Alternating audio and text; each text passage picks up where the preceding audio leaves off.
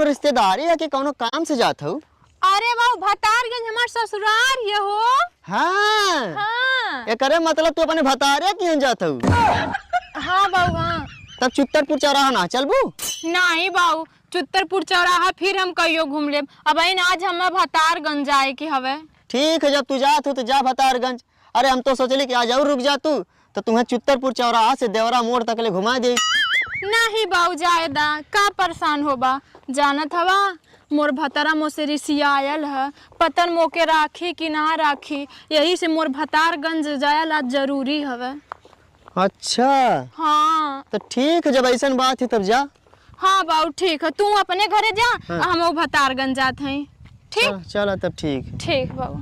ठीक सुना, हाँ अगर तोहार भतार तुम्हें ना राखी ना तो बताइया हम ही तुम्हें राख ले। ठीक है बाऊ, ठीक है ठीक है। हाँ ठीक, हम जाते हैं।